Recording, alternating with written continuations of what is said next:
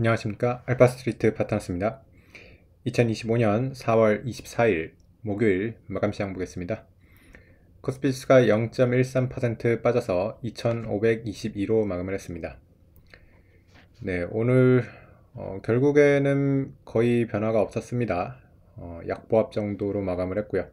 외국인도 거의 수급에 변화가 없었습니다. 아주 약간 매도를 했는데 외국인이 계속해서 좀 우리나라는 많이 팔고 있었거든요. 오늘은 뭐 거의 안 팔았습니다. 네, 거의 중립적인 수급이라고 봐야 될 것 같습니다. 장중에 제법 빠지기도 했었어요. 장중에 한 0.7%까지도 빠졌었는데 그래도 네, 하락폭을 대부분 만회하면서 이렇게 끝이 났습니다. 네, 어제 미국 증시 상승 마감을 하기는 했는데 조금 아쉽긴 합니다. 어제 상승폭이 상당히 컸었거든요. 나스닥 같은 경우에 장중에 4% 넘게 상승을 하기도 했었고 S&P 같은 경우도 3% 넘게 상승을 하기도 했었는데 상승폭은 상당히 좀 줄어들었습니다.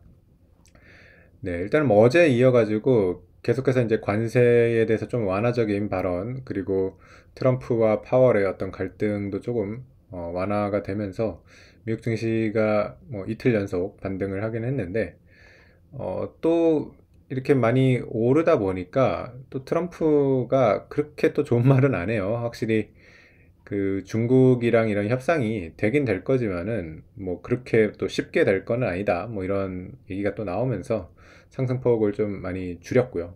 네. 그러다 보니까 뭐 미국 증시가 뭐 요새 이틀 반등을 하긴 했지만은 여전히 되게 뭐 많이 빠져 있습니다. S&P 500이 지금 5,400이 안 되는 그런 수준이고요.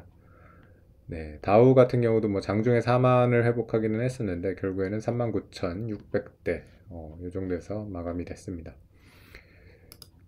네, 어제 주요 종목 보시면 그래도 나스닥 쪽이 좀 더 많이 올랐던 걸 보면 알 수 있듯이 빅테크 쪽이 그래도 상승폭이 더 컸습니다.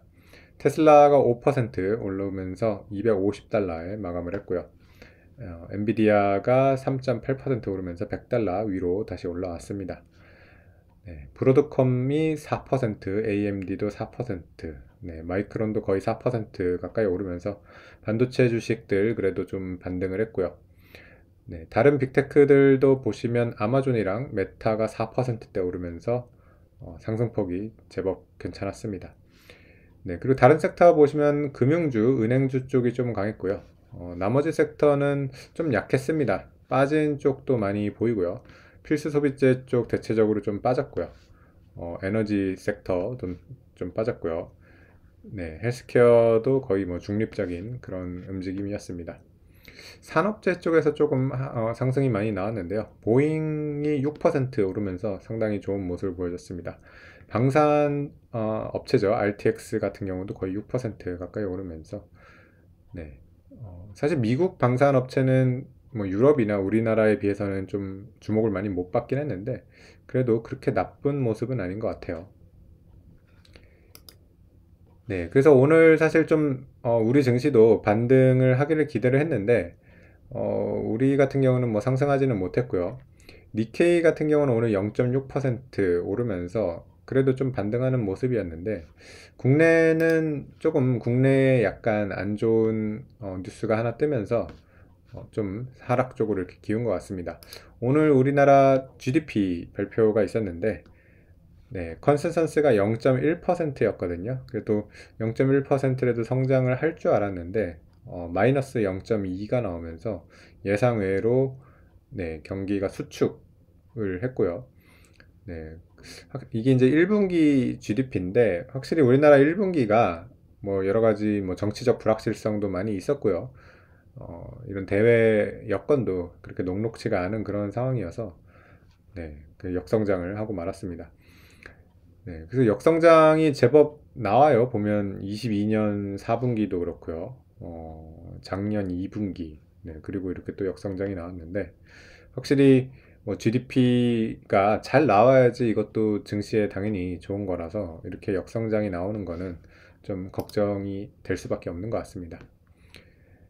네, 그래서 뭐 오늘 오르지는 못했지만은, 그래도 뭐 2,500대 유지를 했다는 거는 네, 그래도 긍정적으로 좀 봐야 될 것 같습니다.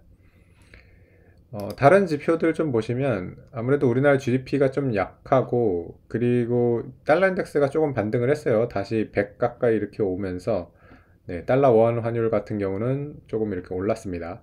1430원대로 이렇게 올라섰고요.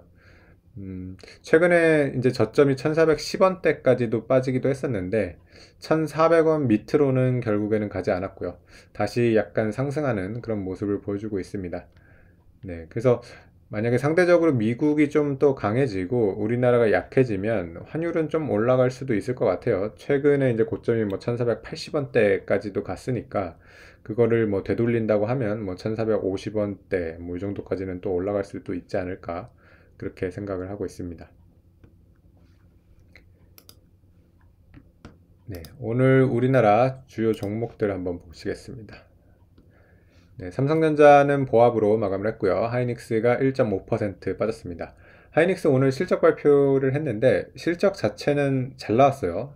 상당히 잘 나왔는데 지금 보면 컨센서스가 영업이익 6조 5천억이었고요. 당기순이익이 5조 3천억이었는데 네, 순이익이 특히 잘 나왔더라고요. 보면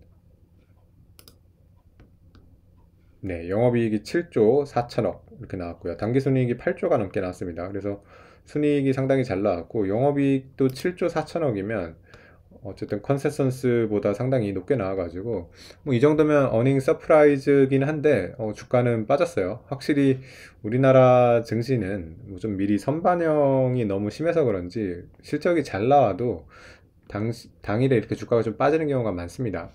특히 이렇게 될 수밖에 없는 이유가 이 실적이 주주 환원에 직접적으로 이렇게 좀 영향을 주지는 않아요. 확실히 이렇게 실적이 잘 나오고 있는데도 불구하고 하이닉스 같은 경우는 뭐 자사주 소각 같은 거가 없고요. 배당 같은 경우도 뭐 작년에 좀 늘리긴 했지만은 2,200원 수준이라서 뭐 이 정도면 1%대 초반밖에 안 되기 때문에 네, 하여튼 주주 가치로 봤을 때는 좀 많이 아쉬운 그런 종목일 수밖에 없습니다. 그래서 PER이 굉장히 낮은데, 그리고 또 하이닉스의 또 근본적인 문제가 이 이익이 일정하지가 않다는 게 또 문제가 될 것 같습니다.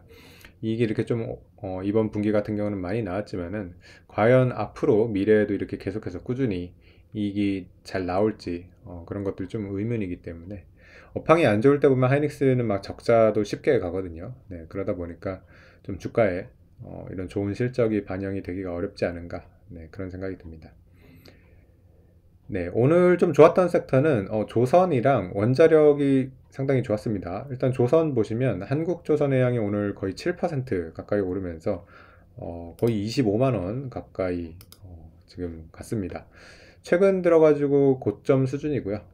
물론 예전에 이제 네, 현대중공업이었을 때 뭐 50만 원이 넘었던 주가이기 때문에 그때에 비해서는 여전히 절반에 불과한 그런 주가인데 최근 들어서는 그래도 많이 올랐습니다. 보면 22년, 23년 초군요. 23년 초에 뭐 거의 6, 7만 원대까지 이렇게 빠졌던 주가이기 때문에 그때에 비해서는 뭐 3배, 4배 이상 이렇게 올라온 것 같고요. 네, 조선주도 계속 우리나라를 이끌고 있는 그런 섹터다 보니까 뭐 어디까지 더 갈 수 있을지 좀 궁금해지긴 합니다. 뭐 근데 일단 주가가 먼저 많이 달린 그런 모습은 좀 있는 것 같고요. 이제 실적이 그만큼 잘 받쳐져 가지고 따라올지 좀 지켜봐야 될 것 같습니다. 네, 그리고 원자력도 보시면 두산 에너빌리티 오늘 4.4% 오르면서 좋은 모습을 보여줬고요.